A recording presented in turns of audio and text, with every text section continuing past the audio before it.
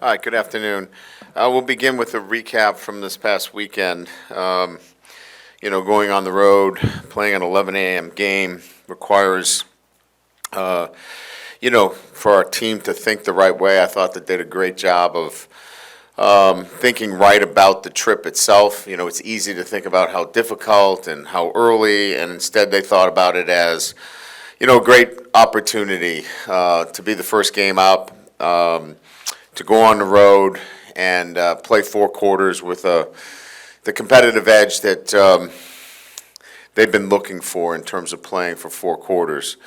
There's always that sense of playing early and getting back home. So I thought they did a great job of, thinking the right way. And then, you have to flip that switch from preparation to performance. And to do that, you've got to play with a sense of urgency, and you've got to have the emotional control, but play with an edge. And they got off to a fast start.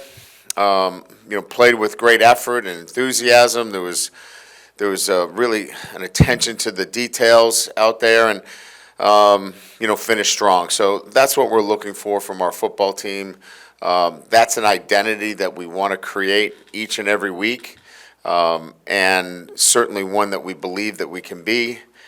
Now it's about building on that and looking for that consistency. There were obviously some great performances, as highlighted by Jaden Daniels and Malik Neighbors being named the SEC Co-Offensive Players of the Week.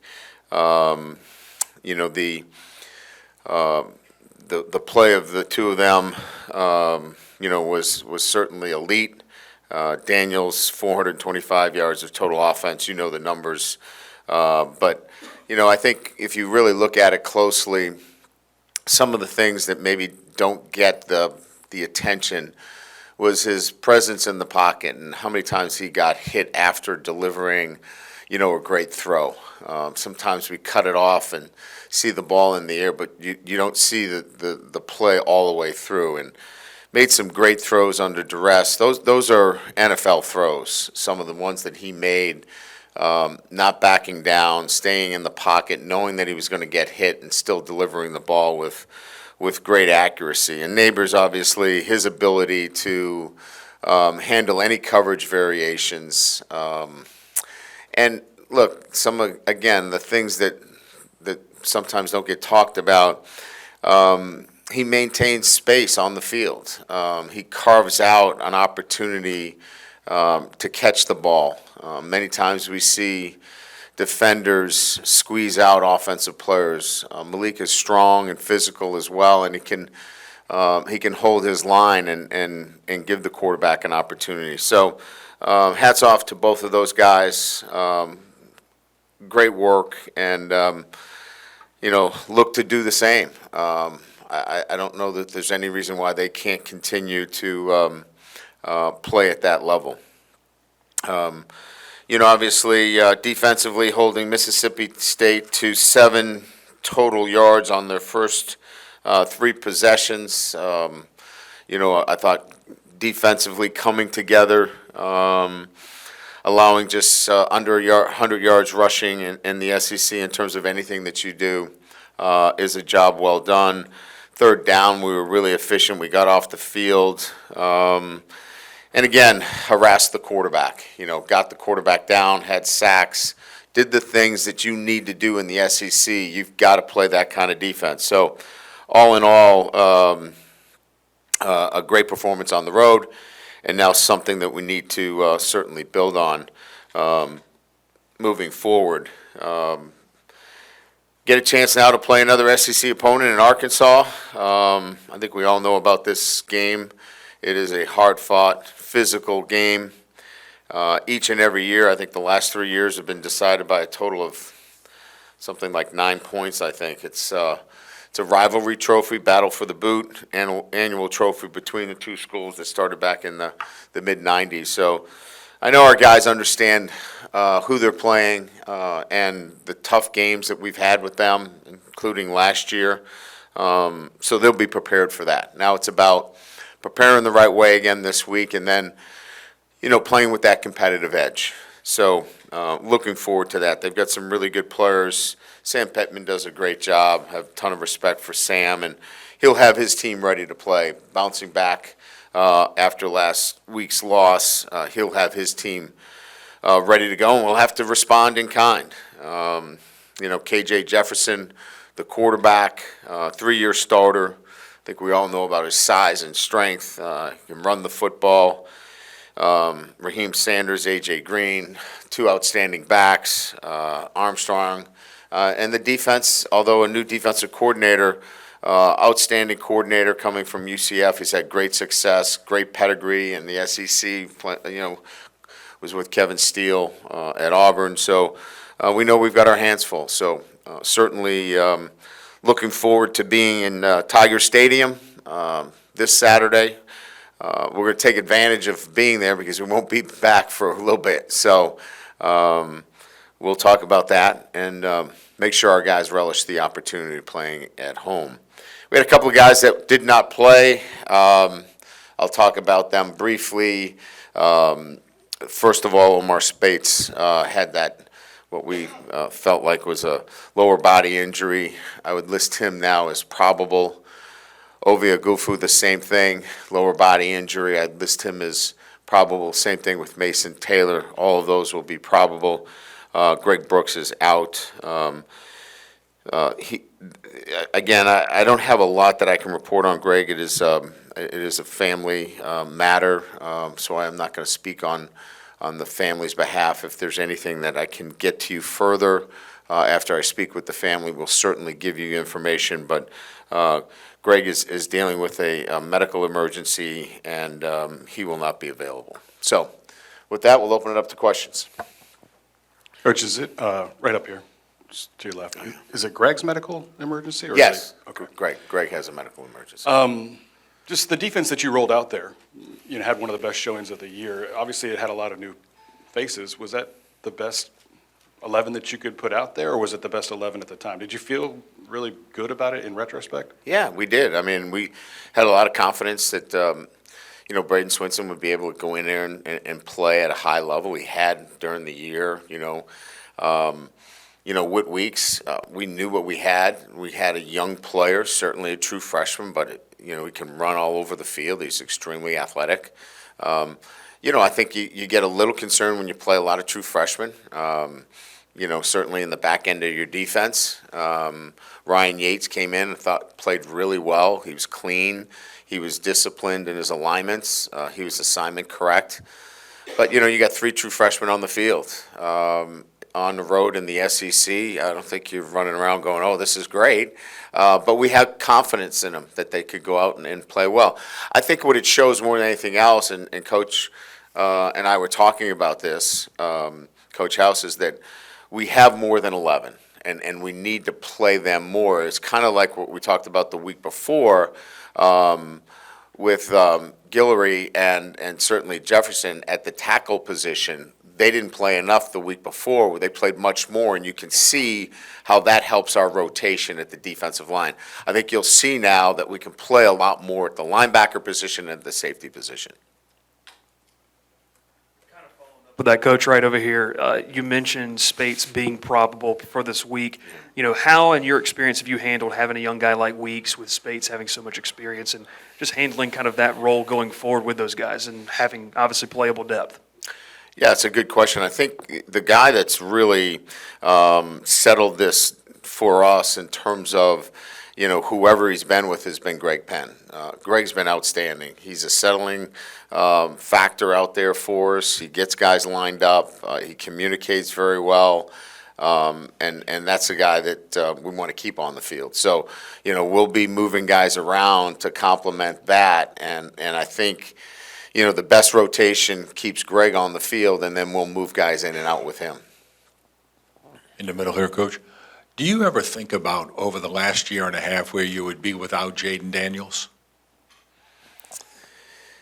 Yeah, he's been outstanding. Obviously, we've run a lot of football games, and certainly his ability to win the game with his feet, or in this instance, throwing the football and running the ball, he was as good as anybody in the country, and we've seen a development now that we were in week 3. I think if you look at week 3 last year, and was it the week we threw for 85 yards? I think it was, and now he's throwing for 30 for 34. So we've seen incredible development at the position, and I think that's what's more exciting than where would we be without Daniels. Is it's fun to watch the development of a quarterback in that respect. Coach Ray. Matthew Bruin with On 3. Mason Smith now through 2 games. Just how have you seen him continue to get comfortable, and where do you think he's at? Yeah, I think he's getting there. I mean, we saw some things that he wasn't doing against Grambling that now he's starting to impact the game a little bit more, and I think that'll continue to grow as he continues to play himself in a position where he can play at a high level each and every snap. So, he's physically a presence in there, and we expect him to continue as the season progresses. He's going to be an impact player for us. So feel good about where he's gone over the last couple of weeks, and expect to see more of him as we move forward. Yeah, Brian, in the middle, sorry. You've gone for it 8 times on 4th down so far this year. It would have been 9 with the first drive on Saturday. Right. Does that have anything to do with the clock changes? Have you philosophically changed at all just when you decide to be aggressive and when not to? Yeah, I mean, I think I've talked about this a little bit before. I think I use a combination of good sense in terms of what the game feels like. We use analytics, so I'm plugged into what the analytics are telling me relative to 4th down. And as you know, most of the analytics are much more aggressive than we are as we watch the game, right? 4th and 2 or 3. Used to be considering a field goal inside the 10. Now it's almost 100% go for it.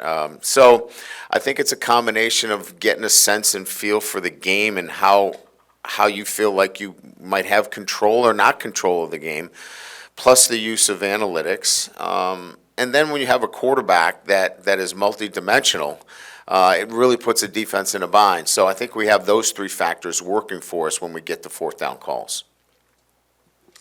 Hey, Coach, right down here. It's 2 years now in a row where you guys have played freshmen early in their careers, and they've largely responded. I'm wondering, just as a whole, though, how does that affect you guys on the recruiting trail? I mean, just over the last couple of weeks, I know you can't go into specifics with this, but just the conversations and stuff that you're talking to with these recruits about just you come here and you develop and you can see the field early and play often with us. Yeah, look, everybody, I think, is in this recruiting cycle,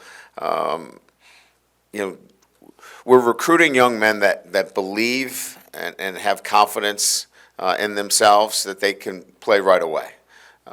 And certainly there are other factors that they consider now in making decisions on where to go, looking at the depth chart and looking at, can this help my, NIL? I mean, there are other factors now involved in that. So what we can tell them, and this is what I tell them all the time, I'm not afraid to play freshmen, but I'm going to play the best players.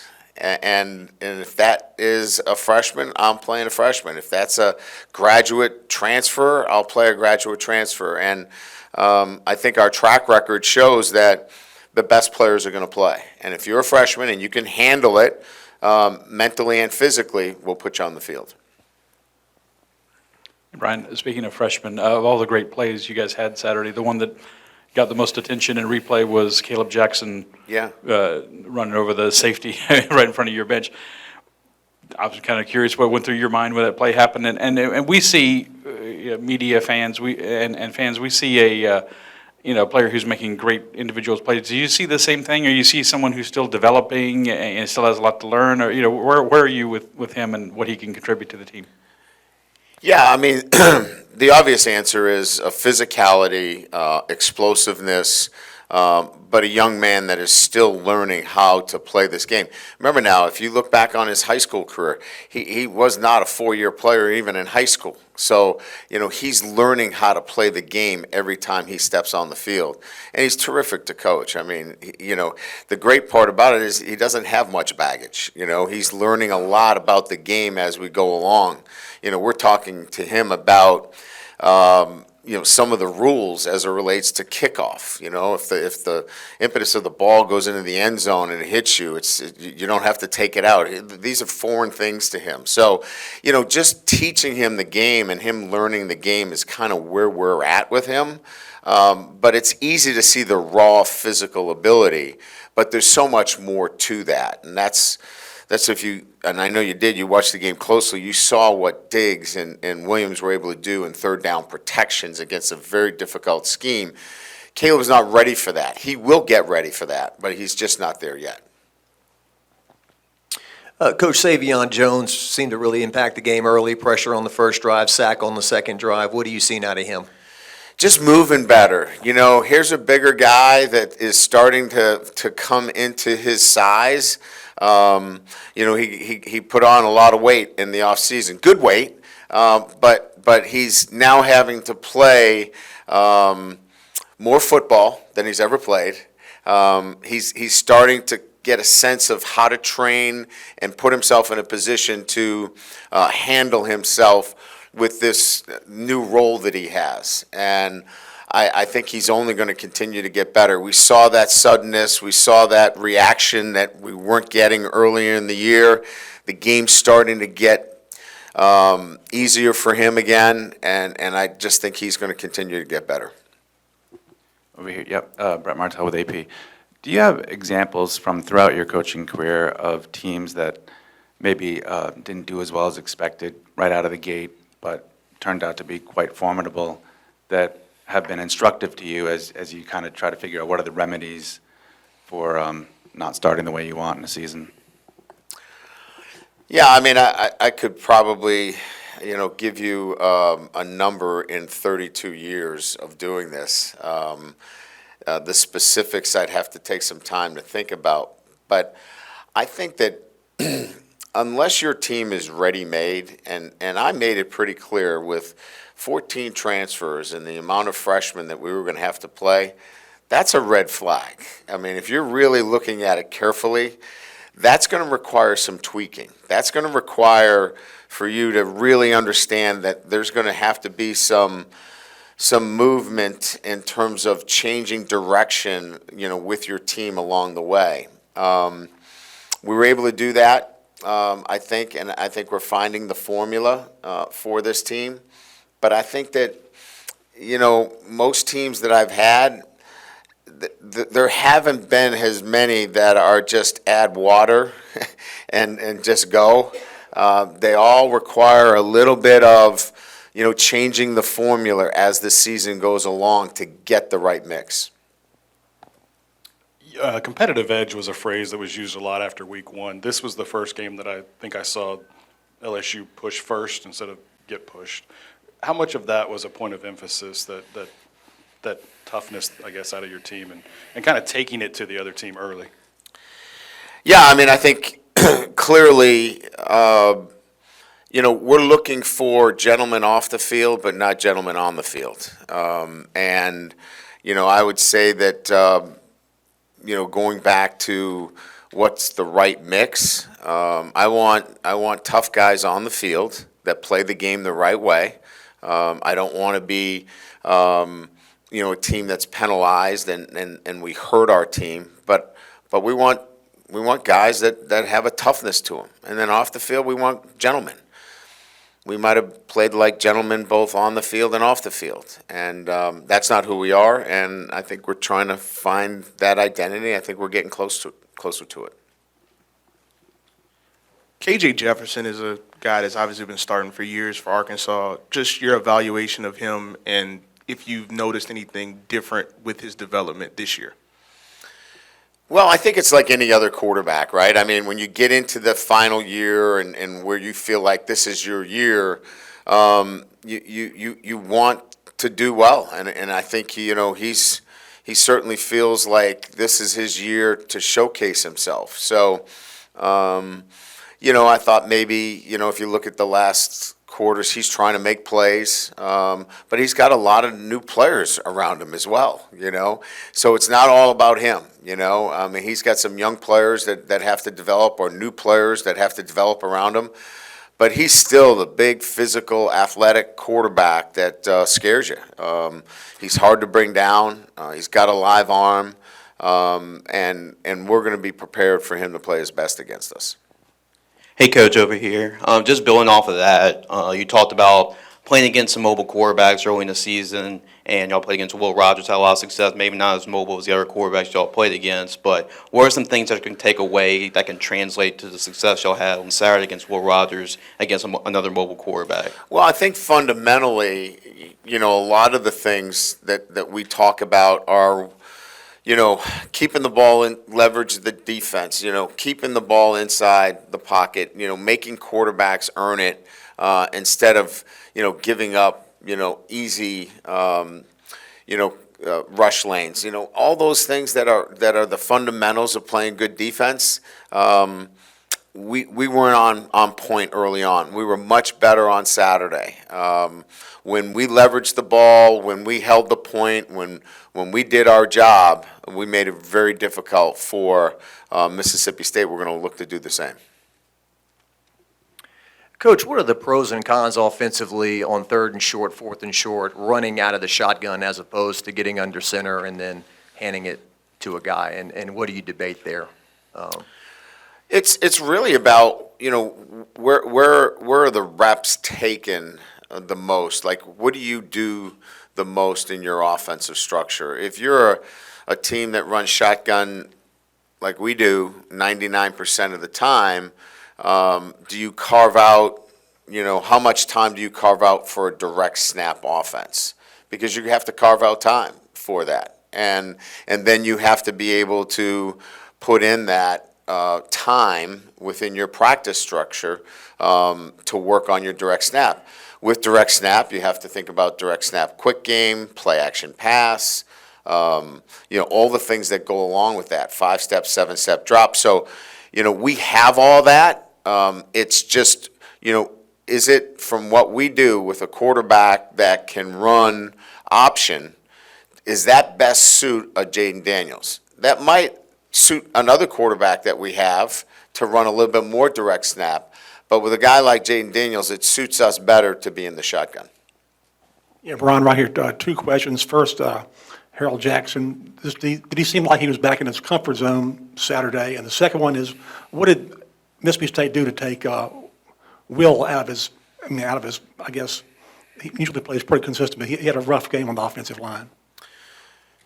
So I think with Perk, I think just playing with that energy, playing with that edge, he's got to learn where that balancing act is, right? We don't want to get him in a position where he's taking a swing at somebody, he's out of the game, but he's got to play with energy. He's got to play with emotion. That's how he plays the game the best, and I thought he brought that. I thought he brought that competitive edge, and that's going to put him in a position to get to the quarterback and set the edge and run people down, and you just got to play. He's just got to play that way, and I think he was tweaking it and trying to find that. Early on, he was playing inside. He was thinking a lot. He was slowing down. I think he's coming back to finding what that balance is. Look, the first penalty on the goal line, that was on our center. The center did not snap the ball on the clap. Will gets called for a procedure penalty. The holding, we know all about holding, right? It is debatable on the call. The only one that I had a conversation with him is the retaliatory action with the helmet. And I said, look, you wear 7 and you're a captain. You got to make better decisions. But that's the first time I've ever talked to him about making a bad decision going into his sophomore year. So I think we're on the plus side when it comes to that with Will Campbell. Just real quick, do you know when Greg might be back again? Do not. Do not. And then what was it kind of about Whit Weeks that y'all liked and trusted in him to be able to make a start in an SEC game for the first time? First of all, he has elite speed at the position. He can cover the field. He can run mistakes down. And when you can run mistakes down, that gives you a real advantage in terms of playing the position. The second thing is he sees an open gap, he's going to take it. You saw that early in the game. He shot the gap, TFL. He's got, obviously there's a learning curve there. There are some things that he did that, we're going to have to continue to work with. But when you have a guy that's that athletic, has a really good sense in pass coverage. He's not lost out there in pass coverage. And I would say that probably is the reason why he's out there, because he's not lost in anything. Can he get better in areas? Absolutely. And then he makes up for a lot of that with high-end athletic ability.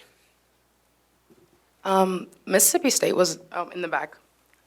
Mississippi State was the first of 5 SEC games for the team. How do we see that this weekend's performance is reciprocated in the next couple weeks? And then how have you seen the team's adjustment to the no stop clock rule on first downs? Yeah, I mean, that's the challenge, right? I mean, we're going to play 4 more SEC opponents. We need all hands on deck. We've got to be able to play with the same kind of competitive edge, the same kind of preparation. This is the grind of it now, right? This is where you get into your process and making sure that everybody has an understanding of doing the little things the right way every single day. We're off and running now. This is the good stuff for coaches. Players, maybe not so much. They want to get to Saturday, but we got to keep them focused on every single day. The clock rule really has no effect on what we do and how we operate. It's stopped before the half, and it's stopped at the end of the game. So if it didn't get stopped there, maybe there'd be some alterations and changes that you would make. But because it's stopped in those critical possessions, it really hasn't affected us at all. Thank you.